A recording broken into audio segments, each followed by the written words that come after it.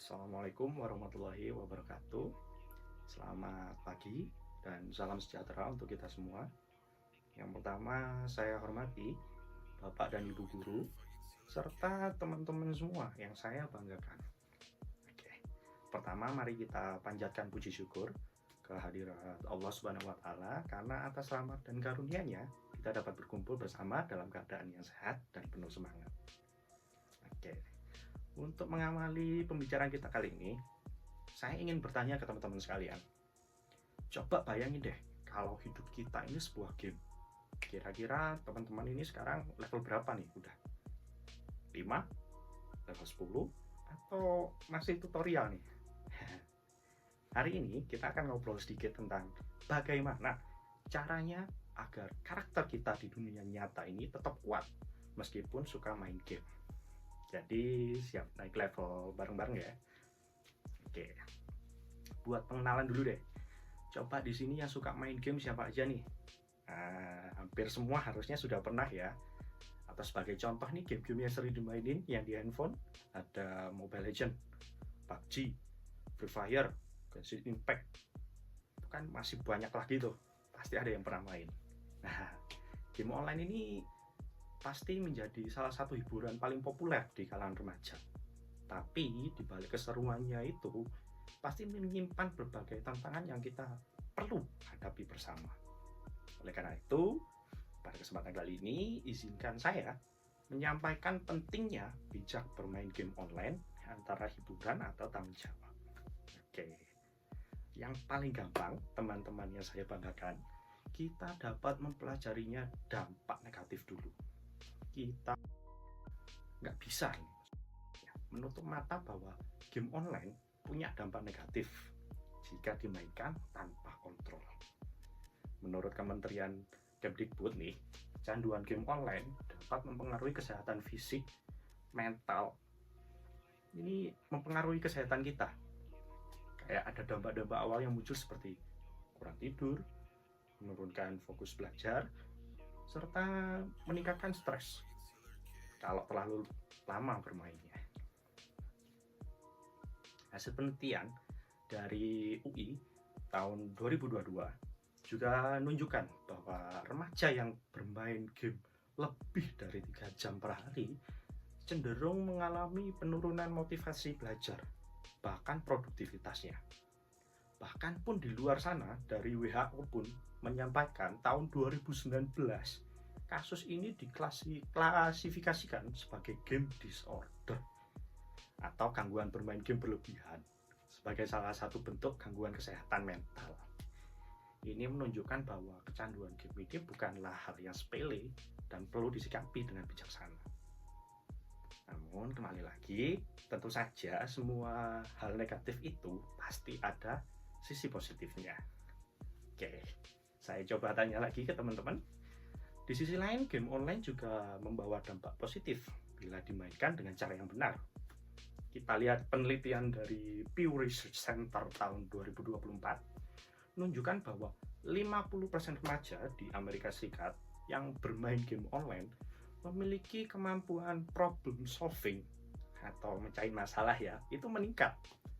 Selain itu, melalui game ini kita sebenarnya juga bisa belajar sebagai tim, kayak ngatur strategi atau berkomunikasi biar lebih efektif.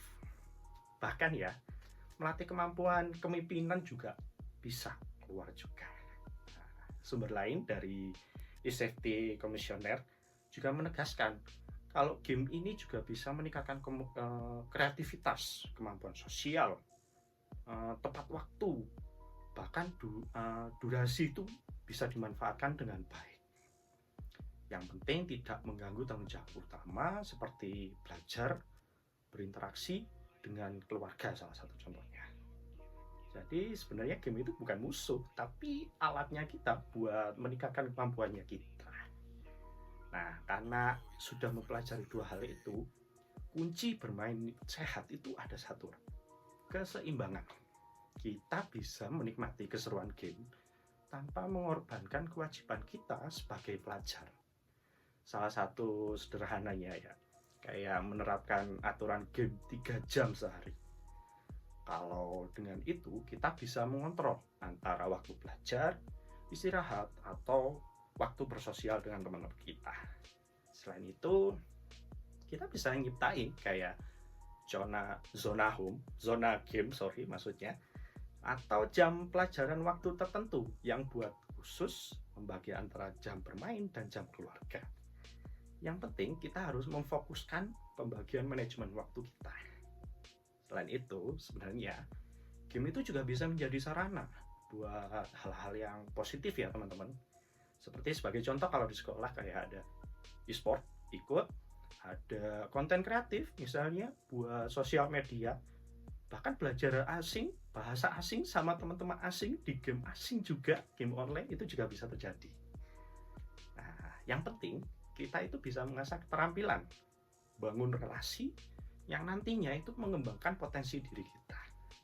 Oke, setelah ada kuncinya, kita harusnya sekarang bisa merefleksikan bersama ya. Kira-kira jamnya kita bermain ini bisa bagus atau malah mengganggu kita dalam menyelesaikan tugas ya, bahkan jadi numpuk. Nah, kalau misalnya kita pikir dan aduh, jawabannya memang membuat kita terlena akan waktu, memang seru sebenarnya. Tapi dunia nyata itu juga menunggu kita untuk berkembang. Nanti jangan sampai memenangkan ratusan pertandingan virtual namun kalah di perjuangan di dunia nyata, di sekolah, di rumah, atau nanti di masa depan kalian. Oke. Untuk itu teman-teman yang saya hormati, sebenarnya game online ini ibarat dua sisi mata uang. Satunya bawa kesenangan, manfaat, satu sisinya menimbulkan masalah kalau nggak dikendalikan. Oke. Maka dari itu, jadikan game ini sebagai sarana hiburan yang mendidik, bukan jebakan untuk teman-teman yang jadi bikin waktunya itu lupa waktu. Kita itu sebenarnya bisa bermain dengan bijak, menyalurkan hobi secara positif, tapi juga prioritaskan tanggung jawab sebagai pelajar. Nah, saya punya pesan juga buat teman-teman. Bermainlah secukupnya, belajarlah sepenuhnya, dan hiduplah dengan seimbang. Oke, terima kasih atas perhatian teman-teman semua. Semoga setelah ini kita bisa menjadi generasi muda yang nggak hanya jago di dunia game, tapi juga hebat di dunia nyata. Sekian dari saya. Wassalamualaikum warahmatullahi wabarakatuh. Selamat pagi, salam sejahtera untuk kita semua.